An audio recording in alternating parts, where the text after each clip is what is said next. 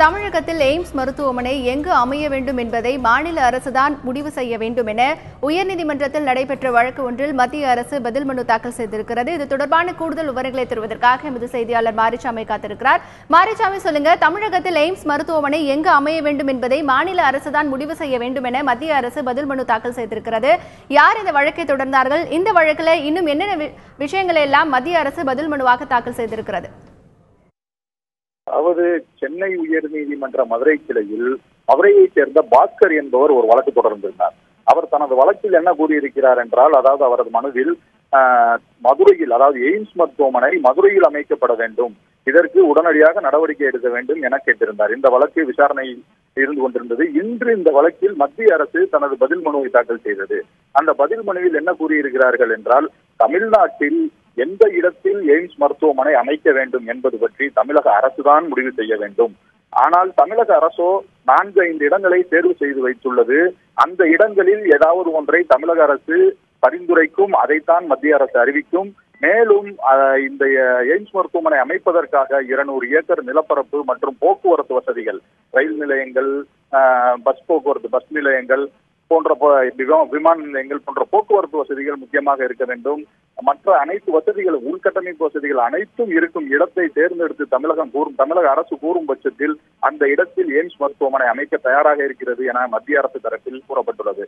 ஆகவே இந்த பதில் மனுவை பொறுத்தவரையில் தமிழ்நாட்டில் எந்த இடத்தில் எய்ம்ஸ் மருத்துவமனை அமைக்க வேண்டும் என்பதை தமிழக அரசுதான் முடிவு செய்ய வேண்டும் என மத்திய அரசு இந்த பதில் மனுவில் தனது முடிவை தெரிவித்துள்ளது.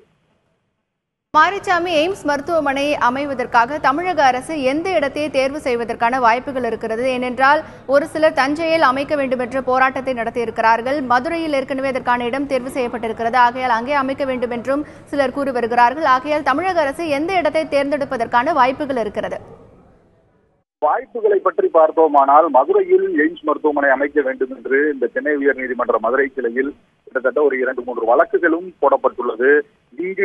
இங்கு பார்த்தோமானால் மதுரை மாவட்டத்தில் தோப்பூர் என்ற இடத்தில் அவர்கள் தேர்வு செய்துள்ள இடம் 200 ஏக்கர் பரப்பளவு மற்றும் விமான போக்குவரத்து, பஸ் போக்குவரத்து, ரயில் நிலையம் போன்றவை அனைத்தும் உள்ளடங்கிய கட்டமைப்பு வசதிகள் அதிகமாக இருக்கிற இடம் என மதுரை மக்கள், அதாவது மதுரையிலேயே ஒரு எய்ம்ஸ் அமைப்பதற்கான ஒரு கூட்டமைப்பு என்று அவர்கள் போராடி வருகிறார்கள். அவர்கள் கூட தெரிவிக்கிறார்கள். மேலும் அதிகாரிகளும் அதை தெரிவித்துள்ளனர். அதே போலவே தஞ்சையிலும் அதற்கான இடம் சரியாக உள்ளது என கூறி வருகிறார்கள். இதுபோல மதுரை மற்றும் தஞ்சை மற்றும் பிற மாவட்டங்களில் போராட்டங்களும் நடந்து வருகிறது.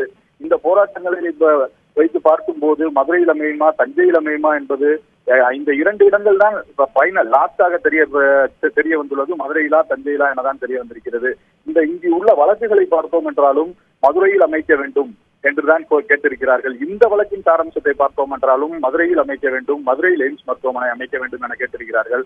ஆனால் மத்திய அரசு தனது முடிவில் என்ன தனது பதில் மனுவில் தமிழக அரசு தான் இதை முடிவு செய்ய வேண்டும் என கூறியிருக்கிறார்கள். இந்த எய்ம்ஸ் மருத்துவமனை எங்கு அமையும் என்பது தமிழக அரசின் கையில் தான் இருக்கிறது. மாரிசாமி, உங்களுடைய தகவல்களுக்கு நன்றி.